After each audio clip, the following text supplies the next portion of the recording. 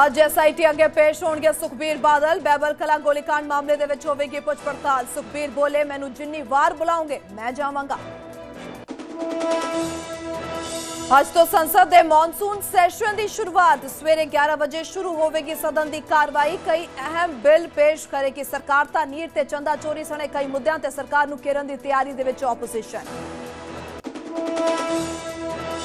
थोड़ी देर पीएम मोदी का संबोधन। संसद के हंस द्वार ते मीडिया के नाल गल करनगे पीएम मोदी।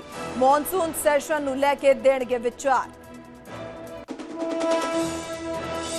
थोड़ी देर कांग्रेस जनता पार्टी का संसद मार्च। जंतर मंतर ते भारी फोर्स तैनात। कई मैट्रो स्टेशन भी किए गए बंद। सोनम वांगचुक शर्तां दे नाल भुख हड़ताल खत्म करन नूं तैयार। बोले, सिक्ख्या दी जवाबदेही होवे तय। सियासी पार्टियां तो सैशन दे विच मुद्दा चुकण दी कीती अपील। 3 हफ्तियां तो भुख हड़ताल ते ने सोनम।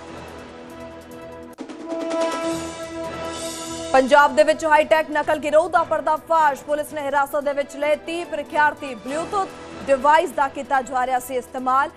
8 तो 13 लाख दे विच हो रही सी नौकरी दी डील। आज पंजाब तो दिल्ली कूच करनगे किसान। कल दे प्रदर्शन दे विच होणगे शामिल। यूएस ट्रेड डील दा विरोध कर रही ने किसान जथेबंदियां। झज्जर दे पिंड मुनीममपुर दे विच बच्चे नूं बचाउण दे लई 4 लोकां ने खूह दे विच मारी छाल। ਜ਼ਹਿਰੀਲੀ गैस चढ़न कारण 4 दी दम घुटण दे नाल मौत। पिंड दे विच पसरिया मातम। पंजाब दौरे दौरान जख्मी कुड़ी दे लई फरिश्ता बने केंद्रीय मंत्री चिराग पासवान। हादसा देख के रोकिया काफला। जख्मी कुड़ी नूं गड्डी दे विच बिठा के भेजिया अस्पताल। न्यूज हेडलाइंस के प्रायोजक पतंजलि गाय का घी, मां का भरोसा, प्यार से परोसा।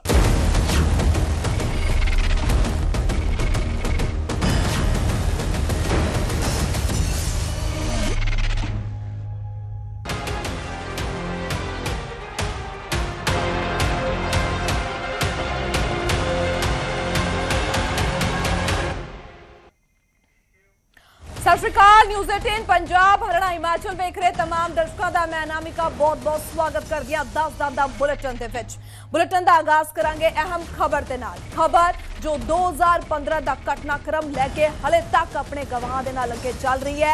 एसआईटी दे वल्लों इस पूरे मामले दे विच बैबल कला गोलीकांड मामले दे विच तमाम एसआईटियां बदलियां ने, तमाम जांच पड़ताल हुई ने, पर हुण इस एसआईटी दे वल्लों अपनी जांच होर तेज कर दी गई है। सो दस दी कि अज एसआईटी अगे हुण सुखबीर सिंह बादल पेश होने जा रहे हैं। बैबल कला गोलीकांड मामले दे विच अज उन्हां दी पुछ पड़ताल होवेगी। सो चंडीगढ़ दे सैक्टर 32 दे विच पेशी होने जा रही है। 11 बजे दा समा पुछगिछ दे लई दिता गया। सो तलब किए गए ने। हालांकि जदों समा दिता गया उस तो बाद उन्हां दा बयान सामने आया कि मैनू जिन्नी वार बुलाओगे मैं जावांगा। सो उन्हां नू सवेरे 11 बजे सैक्टर 32 दे विच पेश होने दे लई समन भेजा गया। तो दस दें कि पेशी दौरान यह उम्मीद भी लगाई जा रही है कि वड्डी गिणती दे विच अकाली दल के आगुआं ते वर्करां दे शामिल होने की उम्मीद है। तुहानूं याद होवेगा कि 15 अक्तूबर 2015 नूं पुलिस ने बैबल कलां अते कोटकपुरा फरीदकोट दे विच श्री गुरु ग्रंथ साहिब की बेअदबी विरोध प्रदर्शन कर रहे लोगों ते गोलीबारी की गई सी। तो इस दौरान 2 सिख प्रदर्शनकारी गुरजीत सिंह और कृष्ण भगवान सिंह मारे गए सन। इस घटना समय सुखबीर बादल पंजाब के उप मुख्यमंत्री और गृह मंत्री सन। इस मामले संबंधी सुखबीर बादल तो पुछ पड़ताल हुण की जानी है। सो ये 2015 का मामला जिसने पंजाब की सियासत दे विच लगातार भूचाल पाया। तमाम जांच पड़ताल लगातार की जा रही है, पर हुण ये जांच दे विच एसआईटी दे वल्लों तेजी लिआंदी गई है। गलबात करदे साडे सहयोगी विनेश कटारिया साडे नाल बन चुके हैं। विनेश, एसआईटी दे वल्लों जांच हुण तेज कर ली गई है, तो एक बार फिर तो सुखबीर बादल नूं तलब किया गया कि कुछ जानकारी उम्मीदां लाईयां जा रही ने वड्डी गिणती दे विच अकाली वर्कर भी होणगे। बिल्कुल अनामिका, ਜਿਹੜੇ अकाली वर्कर है वो वड्डी गिनती ਵਿੱਚ ही पहुंचे हुए सी, पर किते ना किते बारिश ने ਜਿਹੜਾ ਉਹਨਾਂ ਦਾ ਪਲਾਨ ਕਿਰਕਿਰਾ ਕਰਤਾ। ਤਸਵੀਰਾਂ ਵਿੱਚ ਤੁਸੀਂ ਦੇਖ ਸਕਦੇ ਹੋ ਮੈਂ ਸੈਕਟਰ 32 ਵਿੱਚ ਖੜਾ ਜਿੱਥੇ ਕਿ ਸੁਖਬੀਰ ਸਿੰਘ ਬਾਦਲ ਨੇ ਹੁਣ ਤੋਂ ਲਗਭਗ ਪੌਣੇ ਘੰਟੇ ਬਾਅਦ ਪਹੁੰਚਣਾ ਹੈ। ਤੇ ਤਸਵੀਰਾਂ ਵਿੱਚ ਤੁਸੀਂ ਦੇਖ ਸਕਦੇ ਹੋ ਕਿ ਬਾਰਿਸ਼ ਬਹੁਤ ਜ਼ਿਆਦਾ ਤੇਜ਼ ਹੋ ਰਹੀ ਹੈ ਤੇ ਅਕਾਲੀ ਦਲ ਦੇ ਵਰਕਰ ਪੁਲਿਸ ਦੇ ਵਹੀਕਲ ਦੇ ਨੀਚੇ ਬਾਰਿਸ਼ ਤੋਂ ਆਪਦੇ ਆਪ ਨੂੰ ਬਚਾਉਣ ਦੀ ਕੋਸ਼ਿਸ਼ ਕਰ ਰਹੇ ਹੈ। ਉੱਥੇ ਇੱਕ ਟੈਂਪਰੇਰੀ ਜਿਹੜਾ ਲੈਂਟਰ ਪਿਆ ਹੋਇਆ, ਉੱਥੇ ਅਕਾਲੀ ਦਲ ਦੇ ਕੁਝ ਵਰਕਰ ਖੜੇ ਹੈ। ਮਤਲਬ ਅਕਾਲੀ ਦਲ ਦੇ ਵਰਕਰ ਤਾਂ ਵੱਡੀ ਗਿਣਤੀ ਵਿੱਚ ਪਹੁੰਚੇ ਹੋਏ ਸੀਗੇ, ਪਰ ਬਾਰਿਸ਼ ਹੋਣ ਕਰਕੇ ਸਾਰੇ ਜਿਹੜੇ ਵਰਕਰ ਆ ਆਸੇ-ਪਾਸੇ ਹੋ ਗਏ, ਕਿਉਂਕਿ ਬਾਰਿਸ਼ ਬਹੁਤ ਜ਼ਿਆਦਾ ਹੈ। ਤੇ ਇਸ ਜਿੱਥੇ ਸੁਖਬੀਰ ਸਿੰਘ ਬਾਦਲ ਨੇ ਸੈਕਟਰ 32 ਵਿੱਚ ਪਹੁੰਚਣਾ ਹੈ, ਇਸ ਦੇ ਬਾਹਰ ਕੋਈ ਇਹੋ ਜਿਹੀ ਵਿਵਸਥਾ ਹੈ ਨਹੀਂ ਜਿੱਥੇ ਕਿ ਵਰਕਰ ਬਾਰਿਸ਼ ਤੋਂ ਆਪਦੇ ਆਪ ਨੂੰ ਬਚਾ ਸਕਣ। ਇਸ ਕਰਕੇ ਉਹਨਾਂ ਨੂੰ ਜਿਹੜੀ ਵੀ ਜਗ੍ਹਾ ਮਿਲ ਰਹੀ ਹੈ ਉਹ ਆਪਦੇ ਆਪ ਨੂੰ ਬਚਾ ਰਹੇ ਆ ਤਾਂ ਕਿ ਬਾਰਿਸ਼ ਤੋਂ ਕਿਵੇਂ ਨਾ ਕਿਵੇਂ ਬਚਿਆ ਜਾ ਸਕੇ। ਕਿਉਂਕਿ ਸੁਖਬੀਰ ਸਿੰਘ ਬਾਦਲ ਦੇ ਪਹੁੰਚਣ ਦਾ ਟਾਈਮ 12 ਵਜੇ ਦਾ ਹੈ। ਪੁਲਿਸ ਵੱਲੋਂ ਪੂਰੇ ਪੁਖਤਾ ਪ੍ਰਬੰਧ ਕੀਤੇ ਗਏ ਹੈ। ਜਿਹੜੇ ਸੈਂਟਰ 'ਚ ਸੁਖਬੀਰ ਸਿੰਘ ਬਾਦਲ ਨੇ ਪਹੁੰਚਣਾ ਹੈ ਉਸ ਤੋਂ ਲਗਭਗ ਅੱਧਾ ਕਿਲੋਮੀਟਰ ਪਹਿਲਾਂ ਸਾਰੀਆਂ ਗੱਡੀਆਂ ਨੂੰ ਰੋਕਿਆ ਜਾ ਰਿਹਾ ਹੈ। ਈਵਨ ਮੀਡੀਆ ਦੇ ਵਹੀਕਲ ਵੀ ਅਲਾਉ ਨਹੀਂ ਕੀਤੇ ਜਾ ਰਹੇ। ਅਕਾਲੀ ਵਰਕਰਸ ਨੂੰ ਸਾਰਿਆਂ ਨੂੰ ਇੱਥੇ ਰੋਕਿਆ ਜਾ ਰਿਹਾ ਹੈ। ਪਰ ਇੱਥੇ ਜ਼ਬਰਦਸਤ ਬਾਰਿਸ਼ ਹੋਣ ਕਰਕੇ ਜਿਹੜੇ ਵਰਕਰ ਹੈ ਇੱਧਰ ਉੱਧਰ ਹੋ ਚੁੱਕੇ ਹੈ, ਕਿਤੇ ਵੀ ਇਕੱਠੇ ਤੁਹਾਨੂੰ ਦਿਖਾਈ ਨਹੀਂ ਦੇ ਰਹੇ। ਖੈਰ ਇੰਤਜ਼ਾਰ ਕੀਤਾ ਜਾ ਰਿਹਾ ਕਿ 11 ਵਜੇ ਦੇ ਕਰੀਬ ਜਦੋਂ ਸੁਖਬੀਰ ਸਿੰਘ ਬਾਦਲ ਪਹੁੰਚਣਗੇ ਫਿਰ ਉਹਨਾਂ ਤੋਂ ਇਹ ਪੁੱਛ ਪੜਤਾਲ ਹੈ ਜਿਹੜੀ ਸ਼ੁਰੂ ਹੋਊਗੀ। ਜੀ ਅਨਾਮਿਕਾ। ਬਿਲਕੁਲ ਵਿਨੇਸ਼, ਕਾਫੀ ਲਗਾਤਾਰ ਵੇਖਣ ਨੂੰ ਮਿਲਿਆ ਕਿ ਸੁਖਬੀਰ ਬਾਦਲ ਨੂੰ ਤਲਬ ਕੀਤਾ ਗਿਆ, ਪਹਿਲਾਂ ਵੀ ਬੁਲਾਇਆ ਗਿਆ ਤਾਂ ਇੱਕ ਵਾਰ ਫਿਰ ਤੋਂ ਉਹਨਾਂ ਨੂੰ ਹੁਣ ਪੇਸ਼ੀ ਲਈ ਬੁਲਾਇਆ ਗਿਆ। ਕੀ ਮੰਨਿਆ ਜਾ ਸਕਦਾ ਹੈ ਕਿ ਇਸ ਦੌਰਾਨ ਕਾਫੀ ਲੰਬੀ ਇਹ ਪੁੱਛ ਪੜਤਾਲ ਚੱਲ ਸਕਦੀ ਹੈ? ਅਨਾਮਿਕਾ, ਜਦੋਂ SIT ਵੱਲੋਂ ਪੁੱਛ ਪੜਤਾਲ ਲਈ ਬੁਲਾਇਆ ਜਾਂਦਾ ਤਾਂ ਸੁਭਾਵਿਕ ਹੈ ਕਿ ਲੰਬਾ ਟਾਈਮ ਹੀ ਲਿਆ ਜਾਂਦਾ ਹੈ। ਇਸ ਤੋਂ ਪਹਿਲਾਂ ਵੀ ਜਦੋਂ ਸੁਖਬੀਰ ਸਿੰਘ ਬਾਦਲ ਪੁੱਛ ਪੜਤਾਲ ਲਈ ਪਹੁੰਚੇ ਸੀ 2 3 4 ਘੰਟੇ ਲਗਾਤਾਰ ਉਹ SIT ਦੇ ਅੱਗੇ ਆਪਦੇ ਬਿਆਨ ਦਰਜ ਕਰਾਉਂਦੇ ਰਹੇ ਸੀਗੇ। ਅੱਜ ਵੀ ਸੁਖਬੀਰ ਬਾਦਲ ਆ ਰਹੇ ਆ ਕਿਉਂਕਿ ਕਾਫੀ ਟਾਈਮ ਬਾਅਦ ਉਹਨਾਂ ਦੀ ਪੇਸ਼ੀ ਹੋ ਰਹੀ ਹੈ ਤੇ ਮੰਨਿਆ ਜਾ ਰਿਹਾ ਹੈ ਕਿ 3 ਤੋਂ 4 ਘੰਟੇ ਸੁਖਬੀਰ ਸਿੰਘ ਬਾਦਲ ਇੱਥੇ ਜ਼ਰੂਰ ਰਹਿਣਗੇ। ਇਸ ਤੋਂ ਇਲਾਵਾ ਸੁਖਬੀਰ ਸਿੰਘ ਬਾਦਲ ਉਸ ਵੇਲੇ ਡਿਪਟੀ CM ਸੀ, ਹੋਮ ਮਿਨਿਸਟਰੀ ਉਹਨਾਂ ਦੇ ਕੋਲੇ ਸੀਗੇ ਤੇ ਜਿਹੜੇ ਵੀ ਇਨਸੀਡੈਂਟ ਹੋਏ 2015 ਵਿੱਚ ਬੁਰਜ ਜਵਾਰ ਸਿੰਘ ਗੁਰੂ ਗ੍ਰੰਥ ਸਾਹਿਬ ਮਹਾਰਾਜ ਦੀ ਬੀੜ ਚੋਰੀ ਤੋਂ ਲੈ ਕੇ ਉਸ ਤੋਂ ਬਾਅਦ ਕੋਟਕਪੂਰਾ ਵਿਖੇ ਹੋਇਆ ਗੋਲੀ ਕਾਂਡ ਤੇ ਉਸ ਤੋਂ ਬਾਅਦ ਜਿਹੜੇ ਵੀ ਫੋਲੋਅਪ ਹੋਏ ਉਸ ਇਨਸੀਡੈਂਟ ਨੂੰ ਲੈ ਕੇ ਉਹ ਸਾਰਿਆਂ ਦੇ ਲਈ ਕਿਤੇ ਨਾ ਕਿਤੇ ਸੁਖਬੀਰ ਸਿੰਘ ਬਾਦਲ ਤੋਂ ਹੀ ਸਵਾਲ ਜਵਾਬ ਕੀਤੇ ਜਾਣਗੇ। ਭਾਵੇਂ ਸੁਖਬੀਰ ਸਿੰਘ ਬਾਦਲ ਇੱਥੇ ਸੀ ਭਾਵੇਂ ਬਾਹਰ ਸੀ ਉਹ ਇੱਕ ਅਲੱਗ ਵਿਸ਼ਾ ਹੈ, ਪਰ ਸੁਖਬੀਰ ਸਿੰਘ ਬਾਦਲ ਉਸ ਵੇਲੇ ਸੂਬੇ ਦੇ ਗ੍ਰਹਿ ਮੰਤਰੀ ਸੀ।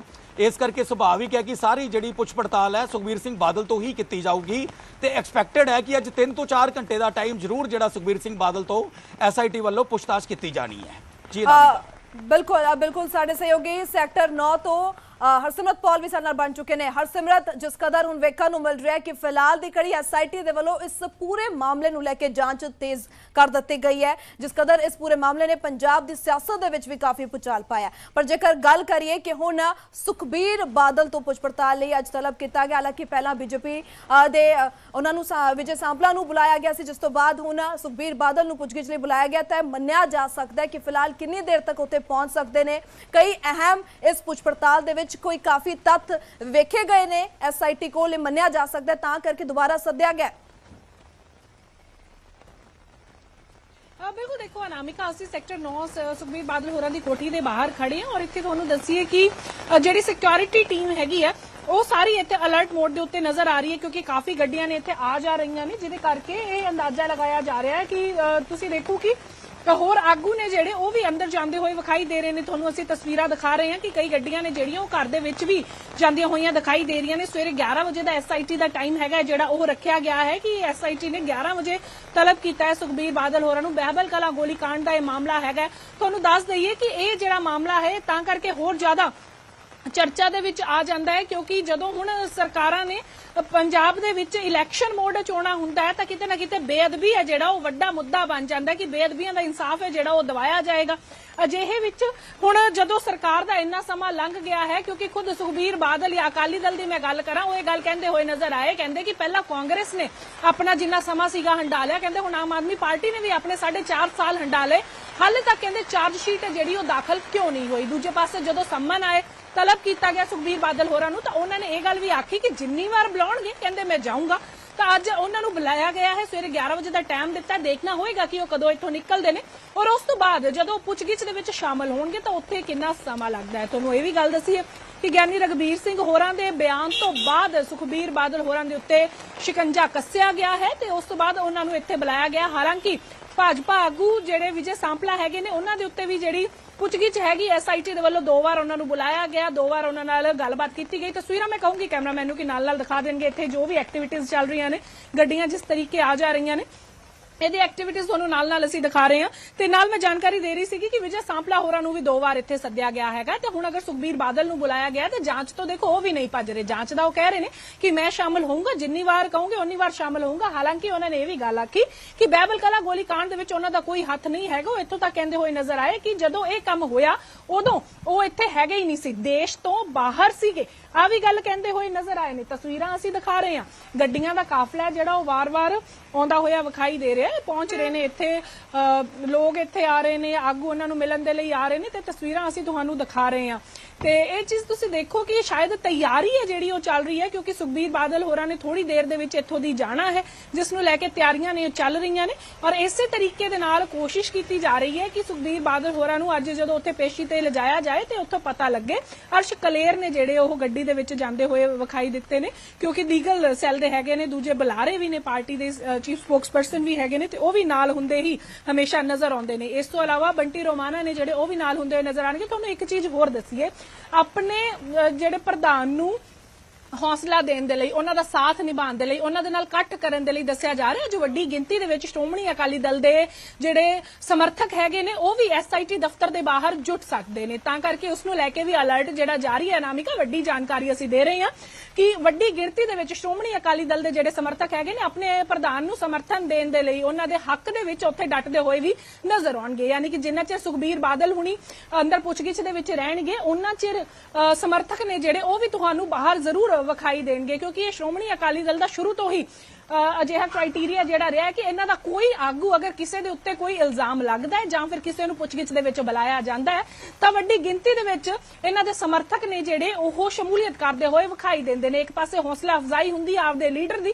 ਤੇ ਦੂਜੇ ਪਾਸੇ ਸਮਰਥਨ ਹੁੰਦਾ ਹੈ। ਇਸ ਤੋਂ ਪਹਿਲਾਂ ਤੁਸੀਂ ਦੇਖੋ ਕਿ ਬਿਕਰਮ ਮਜੀਠੀਆ ਦੀ ਹਾਲ ਹੀ ਦੇ ਵਿੱਚ ਇੱਕ ਵੀਡੀਓ ਵਾਇਰਲ ਹੋਈ ਸੀ ਜਿਹਦੇ ਵਿੱਚ ਉਹ ਥਾਣੇ ਵਿੱਚ ਆਪਦੇ ਇੱਕ ਵਰਕਰ ਦੇ ਲਈ ਗਈ ਸੀ। ਸ਼ਾਇਦ ਉਹੀ ਪਿਆਰ ਹੈ ਕਿ ਅਗਰ ਦਿਨੇਸ਼ ਤੇ ਹਰਸਿਮਰਤ ਤੁਸੀਂ ਬਣੇ ਰਹੋ, ਤਸਵੀਰਾਂ ਸਾਡੇ ਨਾਲ ਸਾਂਝੀਆਂ ਕਰਦੇ ਰਹੋ। ਸਾਡੇ ਨਾਲ ਆਮ ਆਦਮੀ ਪਾਰਟੀ ਤੋਂ ਅੰਗਦਦੀਪ ਸਿੰਘ ਸਾਡੇ ਨਾਲ ਜੁੜ ਚੁੱਕੇ ਨੇ। ਅੰਗਦਦੀਪ ਜੀ, ਸਭ ਤੋਂ ਪਹਿਲਾਂ ਨਿਊਜ਼ 18 ਪੰਜਾਬ ਤੇ ਤੁਹਾਡਾ ਬਹੁਤ-ਬਹੁਤ ਸਵਾਗਤ ਹੈ। ਬਹੁਤ-ਬਹੁਤ ਧੰਨਵਾਦ ਜੀ, ਥੈਂਕ ਯੂ ਵੈਰੀ ਮਚ। ਅੰਗਦਦੀਪ ਜੀ, ਅੱਜ ਸੁਖਬੀਰ ਸਿੰਘ ਬਾਦਲ ਨੂੰ ਪੇਸ਼ੀ ਦੇ ਲਈ ਤਲਬ ਕੀਤਾ ਗਿਆ, 11 ਵਜੇ ਦਾ ਸਮਾਂ ਰੱਖਿਆ ਗਿਆ। ਸੋ ਫਿਲਹਾਲ ਇੱਕ ਵਾਰ ਫਿਰ ਤੋਂ ਵੇਖਣ ਨੂੰ ਮਿਲ ਰਿਹਾ ਕਿ ਐਸਆਈਟੀ ਦੀ ਜਾਂਚ ਹੁਣ ਕਾਫੀ ਤੇਜ਼ ਹੁੰਦੀ ਨਜ਼ਰ ਆ ਰਹੀ ਹੈ। ਕੀ ਕੁਝ ਕਹਿਣਾ ਚਾਹੋਗੇ ਸਭ ਤੋਂ ਪਹਿਲਾਂ?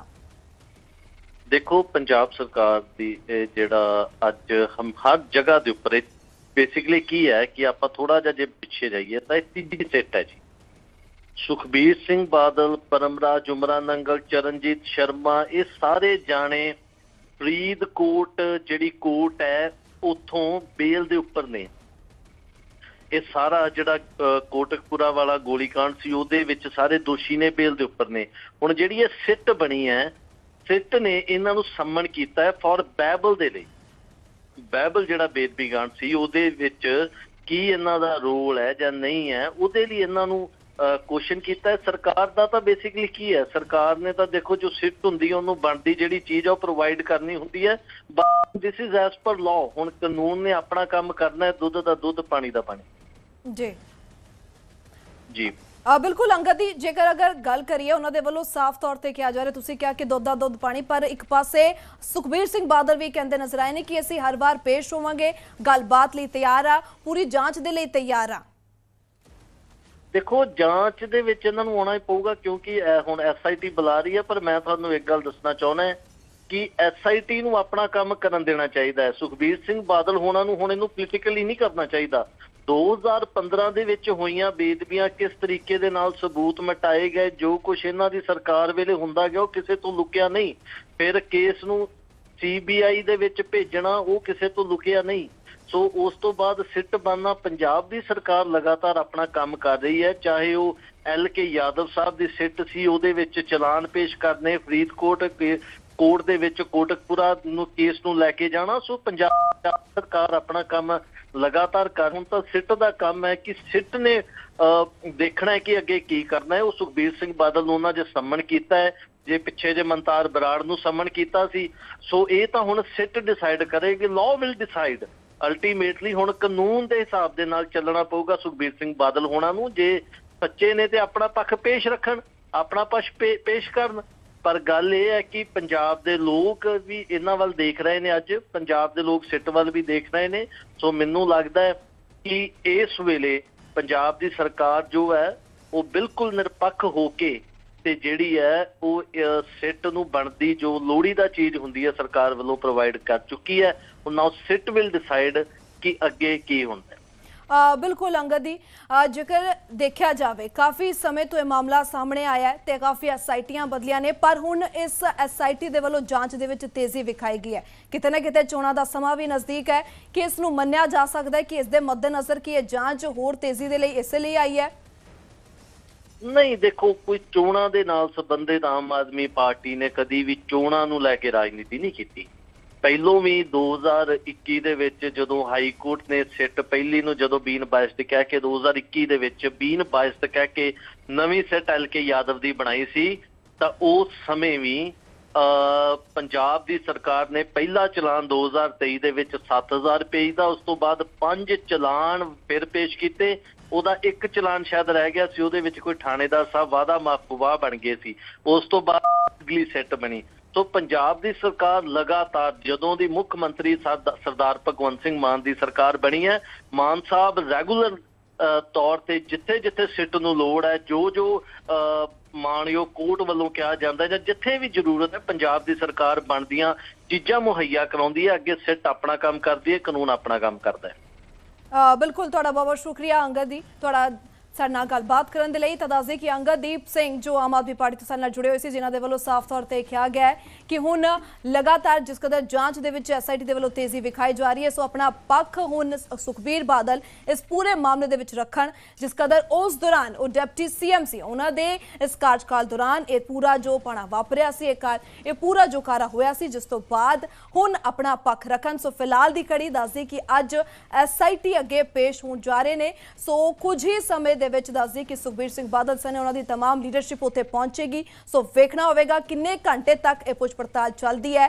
ਸੋ ਇਹ ਬੈਬਲ ਕਲਾ ਗੋਲੀकांड ਮਾਮਲਾ ਜੋ 14 ਅਕਤੂਬਰ 2015 ਤੋਂ ਲੈ ਕੇ ਹੁਣ ਤੱਕ ਜਿਸ ਦੇ ਵਿੱਚ ਜਾਂਚ ਦੇ ਵਿੱਚ ਲਗਾਤਾਰ ਵੇਖਣ ਨੂੰ ਮਿਲ ਰਿਹਾ, ਕਈ ਐਸਆਈਟੀਆਂ ਬਦਲੀਆਂ ਨੇ, ਤਾਂ ਹੁਣ ਐਸਆਈਟੀ ਦੇ ਵੱਲੋਂ ਇਸ ਜਾਂਚ ਦੇ ਵਿੱਚ ਤੇਜ਼ੀ ਲਿਆਂਦੀ ਗਈ ਹੈ। ਤਾਂ ਸੁਖਬੀਰ ਸਿੰਘ ਬਾਦਲ ਨੂੰ ਤਲਬ ਕੀਤਾ ਗਿਆ, ਤਾਂ ਹੁਣ ਕੁਝ ਹੀ ਦੇਰ ਦੇ ਵਿੱਚ ਉੱਥੇ ਪਹੁੰਚਣਗੇ। ਤਾਂ ਸਵਾਲਾਂ ਦੇ ਜਵਾਬ ਜੋ ਐਸਆਈਟੀ ਦੇ ਵੱਲੋਂ ਪੁੱਛੇ ਜਾਣਗੇ ਇੱਕ ਵਾਰ ਫਿਰ ਤੋਂ ਉਹ ਦਿੰਦੇ ਹੋਏ ਨਜ਼ਰ ਆਣਗੇ। ਤਾਂ ਮਹਿਜ਼ ਤਸਵੀਰਾਂ ਵੀ ਇੱਕ ਪਾਸੇ ਰਿਹਾਇਸ਼ ਤੋਂ, ਉਹਨਾਂ ਦੀ ਰਿਹਾਇਸ਼ ਤੋਂ ਸਾਹਮਣੇ ਆ ਰਹੀਆਂ ਨੇ, ਤੇ ਇੱਕ ਪਾਸੇ ਐਸਆਈਟੀ ਦਫ਼ਤਰ ਤੋਂ ਵੇਖਣ ਨੂੰ ਮਿਲ ਰਹੀਆਂ ਨੇ ਇਹ ਸਾਰੀਆਂ ਤਸਵੀਰਾਂ, ਜਿੱਥੇ ਕੁਝ ਹੀ ਦੇਰ ਦੇ ਵਿੱਚ ਇੱਕ ਪਾਸੇ ਤਸਵੀਰ ਜਿੱਥੇ ਅਕਾਲੀ ਵਰਕਰ ਨਜ਼ਰ ਆ ਰਹੇ ਨੇ, ਤਾਂ ਉੱਥੇ ਸਾਡੇ ਸਹਿਯੋਗੀ ਜੋ ਵਿਨੇਸ਼ ਤੇ ਹਰਸਿਮਰਤ ਕੌਰ ਸਾਡੇ ਨਾਲ ਬਣੇ ਹੋਏ ਸੀ। तमाम ਤਸਵੀਰਾਂ ਤੇ ਜਾਣਕਾਰੀ ਦੇ ਲਈ ਸ਼ੁਕਰੀਆ। ਨਜ਼ਰ ਆਪਣੀ ਬਣਾਏ ਰੱਖਿਓ ਔਰ ਜਾਣਕਾਰੀ ਤੁਹਾਡੇ ਤੋਂ ਲੈਂਦੇ ਰਵਾਂਗੇ। ਸੋ ਚੰਡੀਗੜ੍ਹ ਦੇ ਸੈਕਟਰ 32 ਦੇ ਵਿੱਚ ਪੇਸ਼ੀ ਹੋਵੇਗੀ।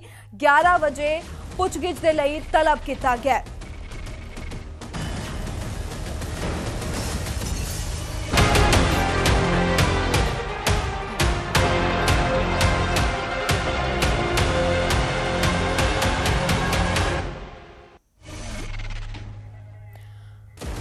ਇਸ ਦੇ ਨਾਲ ਹੀ ਅੱਗੇ ਵਧਦੇ ਹਾਂ ਤੇ ਗੱਲ ਕਰਾਂਗੇ ਸੀਜੇਪੀ ਦੇ ਸੰਸਦ ਮਾਰਚ ਤੋਂ ਪਹਿਲਾਂ ਪੁਲਿਸ ਦਾ ਬਲ ਪ੍ਰਯੋਗ ਵੇਖਣ ਨੂੰ ਮਿਲ ਰਿਹਾ ਹੈ। ਪੁਲਿਸ ਦੇ ਵੱਲੋਂ ਪ੍ਰਦਰਸ਼ਨਕਾਰੀਆਂ ਨੂੰ ਖਦੇੜਨ ਦੀ ਕੋਸ਼ਿਸ਼ ਕੀਤੀ ਜਾ ਰਹੀ ਹੈ। ਇਹ ਲਾਈਵ ਤਸਵੀਰਾਂ ਜੰਤਰ ਮੰਤਰ ਦਿੱਲੀ ਤੋਂ ਸਾਹਮਣੇ ਆ ਰਹੀਆਂ ਨੇ। ਸੋ ਵੇਖਿਆ ਜਾ ਸਕਦਾ ਕਿ ਇੱਕ ਪਾਸੇ ਹਾਲਾਂਕਿ ਲਗਾਤਾਰ ਇਹ ਅਨੁਮਾਨ ਲਗਾਏ ਜਾ ਰਹੇ ਸੀ ਕਿ ਪੁਲਿਸ ਦੇ ਵੱਲੋਂ ਆਪਣੇ ਬਲ ਪ੍ਰਯੋਗ ਕੀਤੇ ਜਾਣਗੇ, ਉਹਨਾਂ ਦੇ ਵੱਲੋਂ ਮਾਹੌਲ ਨੂੰ ਸ਼ਾਂਤ ਕਰਵਾਉਣ ਦੀ ਕੋਸ਼ਿਸ਼ਾਂ ਕੀਤੀਆਂ ਜਾਣਗੀਆਂ। ਸੋ ਪ੍ਰੋਟੈਸਟਰਸ ਨੂੰ ਖਦੇੜਨ ਦੀ ਕੋਸ਼ਿਸ਼ ਕੀਤੀ ਜਾਵੇਗੀ, ਜਿੱਥੇ ਵੱਡੀ ਗਿਣਤੀ ਦੇ ਵਿੱਚ ਯੂਥ ਉੱਥੇ ਪਹੁੰਚੀ ਹੋਈ ਹੈ, ਲੋਕ ਉੱਥੇ ਪਹੁੰਚੇ ਹੋਏ ਨੇ। ਹਾਲਾਂਕਿ ਓਪੋਜੀਸ਼ਨਸ ਦੇ ਕੁਝ ਲੀਡਰ ਉੱਥੇ ਮੌਜੂਦ ਰਹੇ ਨੇ, ਜੋ ਲਗਾਤਾਰ ਉੱਥੇ ਪਹੁੰਚ ਕੇ तमाम ਯੂਥ ਦੇ ਨਾਲ, तमाम ਲੋਕਾਂ ਦੇ ਨਾਲ, ਪ੍ਰੋਟੈਸਟਰ ਦੇ ਨਾਲ ਗੱਲਬਾਤ ਕਰਦੇ ਨਜ਼ਰ ਆਏ। ਸੋ ਫਿਲਹਾਲ ਦੀ ਇਹ ਲਾਈਵ ਤਸਵੀਰਾਂ ਜਿੱਥੇ ਮਨੀਸ਼ ਸਿਸੋਦੀਆ ਤੇ ਦੇਖਿਆ ਜਾ ਸਕਦਾ ਆਮ ਆਦਮੀ ਪਾਰਟੀ ਦੇ ਲੀਡਰ ਉੱਥੇ ਮੌਜੂਦ ਨੇ, ਜੋ ਗੱਲਬਾਤ ਕਰਦੇ ਹੋਏ ਪੁਲਿਸ ਪ੍ਰਸ਼ਾਸਨ ਦੇ ਨਾਲ ਨਜ਼ਰ ਆ ਰਹੇ ਨੇ। ਇੱਕ ਪਾਸੇ ਇਹ ਲਾਈਵ ਤਸਵੀਰਾਂ ਜਿੱਥੇ ਪੁਲਿਸ ਦੇ ਵੱਲੋਂ ਪ੍ਰੋਟੈਸਟਰਸ ਨੂੰ ਖਦੇੜਨ ਦੀ ਕੋਸ਼ਿਸ਼ ਕੀਤੀ ਜਾ ਰਹੀ ਹੈ। ਸੋ ਸੰਸਦ ਤੱਕ ਮਾਰਚ ਕਰਨ ਦੀ ਇਹਨਾਂ ਦੇ ਵੱਲੋਂ ਜੋ ਆਪਣੀ ਜ਼ਿੱਦ ਰੱਖੀ ਗਈ ਹੈ, ਜੋ ਉਹਨਾਂ ਦੇ ਵੱਲੋਂ ਐਲਾਨ ਕੀਤਾ ਗਿਆ, ਉਸੇ ਤਹਿਤ ਅੱਜ ਮੋਰਚਾ खोलिया गया है। सारे लोग जा रहे हैं तो आप क्यों जाने दे रहे? पुलिस रोक रही है जगह जगह पे और इनकी कोशिश है कि बच्चों की आवाज़ उठे ना, लेकिन ये देश का आंदोलन बन चुका है। ये किसी एक आदमी का आंदोलन नहीं है, ये किसी पार्टी का आंदोलन नहीं है। ये देश के करोड़ों बच्चे जो एग्जाम देते हैं, जो पढ़ते हैं मेहनत करके, उनके साथ जो धर्मेंद्र प्रधान जी धोखा कर रहे हैं, पेपर माफिया के हाथों में मोदी सरकार चल रही है, ये उसके खिलाफ आंदोलन है। अभी तो जंतर मंतर का मार्च भी शुरू नहीं हुआ। अभी तो मार्च भी शुरू नहीं हुआ, वहां जाने क्यों नहीं दे रहे हैं? पूरी धक्का मुक्की कर रहे हैं। धक्का मुक्की कर रहे हैं। कोई किससे बात कर रहा है, क्या किसका दावा कर रहा है, हमें नहीं पता। हमको ये पता है कि ये जनता का आंदोलन है, जनता के बच्चों के लिए, देश के बच्चों के लिए आंदोलन है। पेपर चोरी हो रहे हैं, पेपर चोरी के खिलाफ आंदोलन है। धर्मेंद्र प्रधान को इस्तीफा देना चाहिए, शिक्षा मंत्री हैं वो। पुलिस लगाई हुई है, उतनी शिद्दत से पेपर लीक रोक देते तो बच्चों का भविष्य नहीं खराब होता। इतनी शिद्दत से देश चला देते तो बच्चों का भविष्य नहीं खराब होता, बच्चे बेरोजगार नहीं होते। इनको सिर्फ आंदोलन रोकने की पड़ी हुई है, देश के लिए ने कुछ नहीं करना।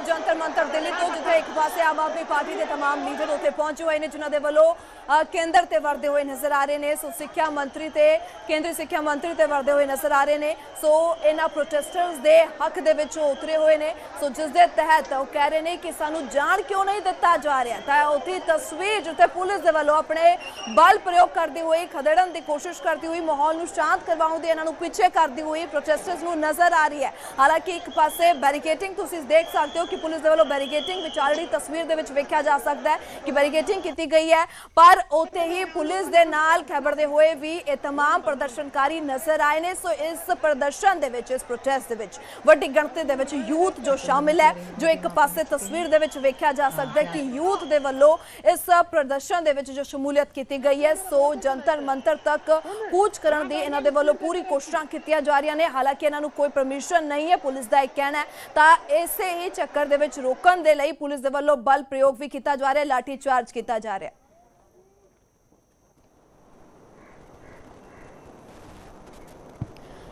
तां लाइव तस्वीरां सामने आ रही ने जिथे प्रधानमंत्री नरेंद्र मोदी संसद के बाहर पहुंच चुके हैं, जिथे उन्हां दे वालों हुण कुछ ही देर दे विच संबोधन किया जाना है।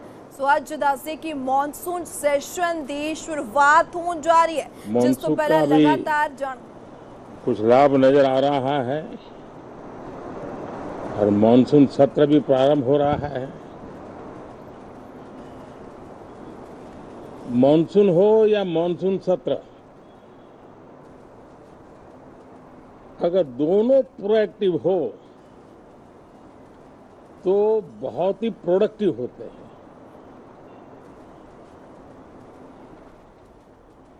और दोनों को प्रोडक्टिव होते हैं तो देश का कल्याण होता है, जीव मात्र का कल्याण होता है। और इसलिए हम यही प्रार्थना करते हैं कि मॉनसून भी प्रोएक्टिव रहे, मॉनसून सत्र भी प्रोडक्टिव रहे। साथियों, पिछले एक महीने में देश ने अनेक सिद्धियां प्राप्त की है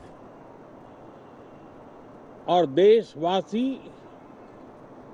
गर्व से भर जाएं,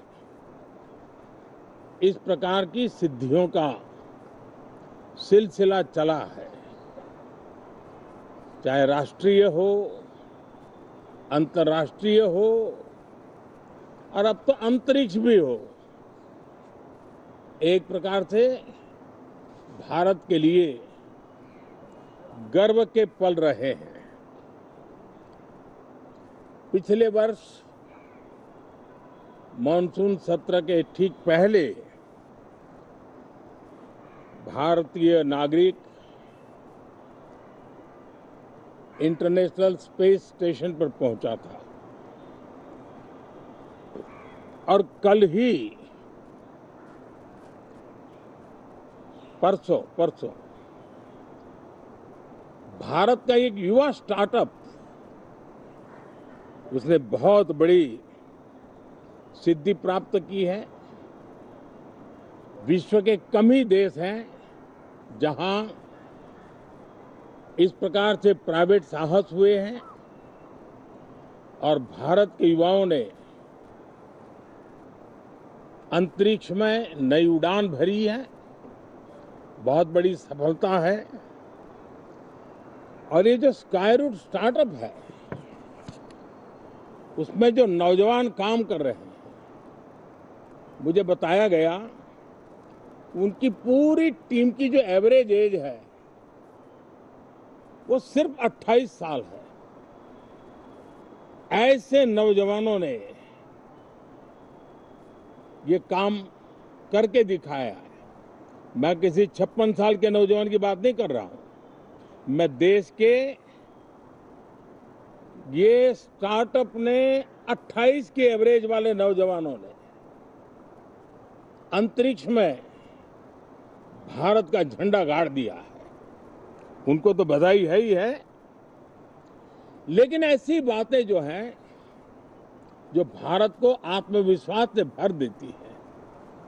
विश्व में भारत का प्रोफाइल सर्वमान्य सर्वस्वीकृत बनता जाता है। साथियों, ये संयोग नहीं, ये एक संदेश है और बड़ा मजबूत संदेश है कि हमारे देश के युवाओं की क्षमता और उनकी आकांक्षा अंतरिक्ष जितनी असीम है, इससे बड़ा संदेश देश के लिए कोई और प्रेरणा नहीं दे सकता है। साथियों, जो रिफॉर्म एक्सप्रेस पर सवार होकर के आज देश चल पड़ा है, उसी का नतीजा है कि भारत के नौजवान इतना बड़ा साहस कर पाते हैं और सफल भी हो रहे हैं। साथियों, पिछले दिनों राजस्थान में बहुत बड़ी ऑयल रिफाइनरी देश को समर्पित की गई। पिछले कुछ सप्ताह पहले एक सेमीकंडक्टर प्लांट यानी तीसरा देश को समर्पित किया गया। अभी कुछ दिन पहले ग्रीन हाइड्रोजन से चलने वाली ट्रेन, और विश्व में बहुत कम देश ऐसे हैं कि जिनके पास ये सुविधा है, लेकिन भारत ने जो हाइड्रोजन ट्रेन देशवासियों को समर्पित की है, वो सबसे ताकतवर इंजन वाली है और सबसे लंबी है। ये अपने आप में भारत के वैज्ञानिक, भारत के इंजीनियर्स, भारत के इनोवेटर्स, भारत के उद्यमी, भारत के श्रमिक, ये जो एक लक्ष्य लेकर के देश के लिए जी रहे हैं, देश के लिए काम कर रहे हैं, उसी का परिणाम है। साथियों, हम भली भांति जानते हैं और पूरी दुनिया चिंतित भी है, लगातार कहीं न कहीं युद्ध की स्थितियां बनती रही है। पश्चिम एशिया के युद्ध के कारण भारत जैसे देश जो एनर्जी के लिए औरों पर डिपेंडेंट है, उनके लिए ये पश्चिम एशिया का युद्ध एक बहुत ही बड़ा संकट का कारण रहा। Petrol, diesel, LPG, fertiliser, chemicals, यानी हर विषय में अनेक बाधाएं, अनेक संकट आए। उसके बावजूद भी भारत 7.7% के ग्रोथ से दुनिया की मेजर इकोनॉमी में सबसे तेज गति से आगे बढ़ने वाला देश बन के रहा। ये भारत के सामर्थ्य का परिचायक है।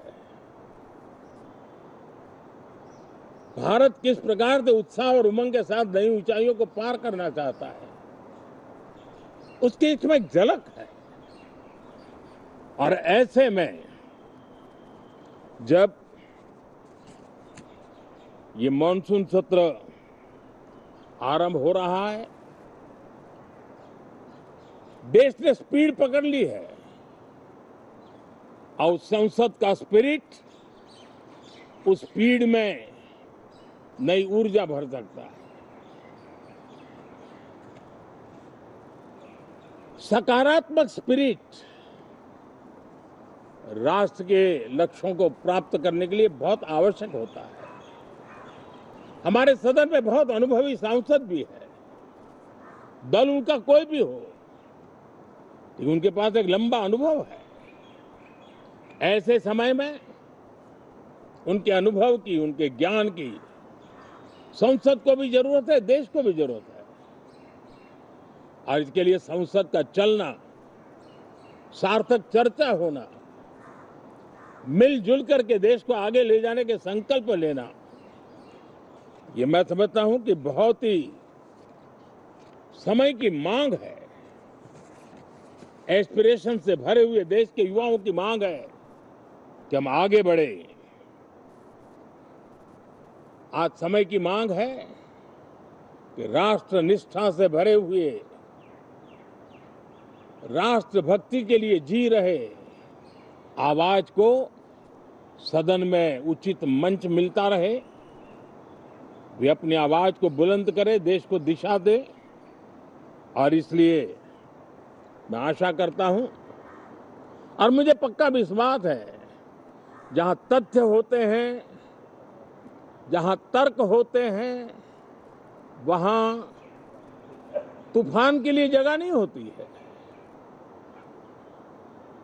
अगर तर्क मजबूत है, तथ्य मजबूत है, तो शांत चित्त से भी अपनी आवाज को बुलंद बनाया जा सकता है। मैं आशा करता हूं तर्क और तथ्य के साथ सदन की चर्चा को समृद्ध किया जाए, हर आवाज को अवसर मिले, हर विचार को सम्मान मिले। ये संसद की हमारी भूमिका है। मैं सभी सांसदों से बढ़ चढ़ करके इस सदन में हिस्सा लेने के लिए निमंत्रित करता हूं। आज सुबह स्पीकर महोदय जी ने भी सोशल मीडिया के माध्यम से देश के सांसदों का स्वागत करने के अपने भाव को व्यक्त किया है। मैं भी उसमें अपना स्वर मिलाता हूं। आप सबका बहुत बहुत धन्यवाद। नमस्कार।